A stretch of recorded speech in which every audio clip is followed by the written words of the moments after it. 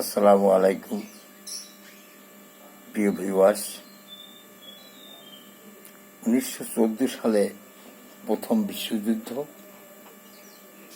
1945 সালে দ্বিতীয় বিশ্বযুদ্ধ হয়েছে, যার ভয়াবহতা সম্পর্কে সকলেরই জানা।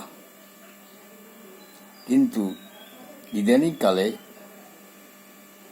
যেভাবে গাজা এবং ফিলিস্তিন যুদ্ধ সংগঠিত হয়েছে, যেভাবে জেনোসাইড হয়েছে, যেভাবে নির্মমভাবে শিশু, মহিলা এবং গাজার সাধারণ মানুষ মৃত্যুবরণ করেছে, যেভাবে অনাহারে দিন যাপন করেছে, দিনের পর দিন শিশুরা না খেয়ে কঙ্কালসার জীবন যাপন করছে, যা বিশ্ববাসীর কাছে নিন্দিত এবং চরম নিন্দিত।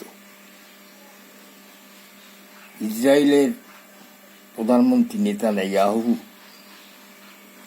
যে কাজটি করেছেন তা বিশ্ববাসীর কাছে সবচেয়ে ঘৃণিত ব্যক্তি হিসেবে পরিচিতি লাভ করেছে, তাতে কোনো সন্দেহের অবকাশ নেই।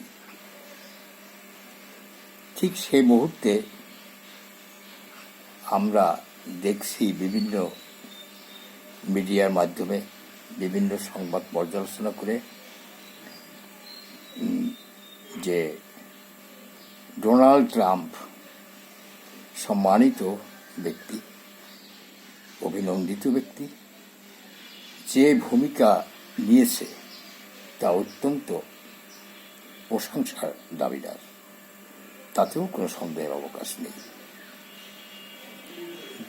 ট্রাম্পকে আমরা এতদিন যেভাবে দেখেছি, অনেক মানুষের কাছে তিনি বিভিন্ন পর্যায়ে সমালোচিত হয়েছেন, ট্যাক্সে হোক, বিভাগে হোক, কিন্তু একটি ভূমিকায় যেভাবে বিশ্ব গাজাবাসীর এই এবং ইসরায়েল যুদ্ধ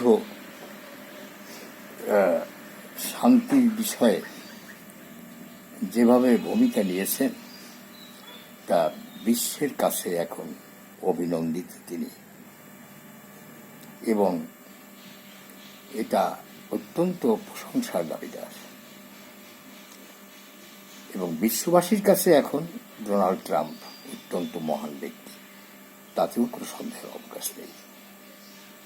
তিনি দীর্ঘজীবী হন এবং এবছর হয়তো নোবেল প্রাইজ না পেলেও আগামীতে নোবেল প্রাইজ একান্ত পাওয়ার উপযোগী হিসাবে বিশেষ করে আমি মনে করি। আমি একজন বাংলাদেশের সাধারণ নাগরিক, ক্ষুদ্র কবি ও সাহিত্যিক। আমার দৃষ্টিতে ডোনাল্ড ট্রাম্প এখন বিশ্ব নেতা। তিনি দীর্ঘজীবী হন এবং আগামী নোবেল লরিয়েট হয়ে উঠুক, এটাই আমার একান্ত প্রত্যাশা। গাজাবাসীর যাতে তার একটা ফিলিস্তিন সার্বভৌম রাষ্ট্র ফিরে পাক, এবং তা ডোনাল্ড ট্রাম্পের সহযোগিতাই সম্ভব হতে পারে। কারণ এই যুদ্ধকে এতদিন যাবৎ পৃথিবীর অন্যান্য দেশগুলো এভাবে ওনার মতো এগিয়ে আসেননি এবং ওনার মতো এরকম সক্ষমতা দেখাতে পারেননি। আজকে ডোনাল্ড ট্রাম্পের মাধ্যমে হয়তোবা বহুকালের কাঙ্ক্ষিত স্বাধীন সার্বভৌম রাষ্ট্র হিসেবে ফিলিস্তিন এবার স্বীকৃতি পাবেন, এবং এটাই যদি সম্ভব হয়, এটা অবধারিত সত্য, ডোনাল্ড ট্রাম্প আগামীতে নোবেল লরিয়েট হবেন, তাতে কোনো সন্দেহের অবকাশ নেই। ওনার দীর্ঘায়ু কামনা করছি। ধন্যবাদ। সবাই সুস্থ থাকুন, ভালো থাকুন। আবু আহমেদ শিকদার।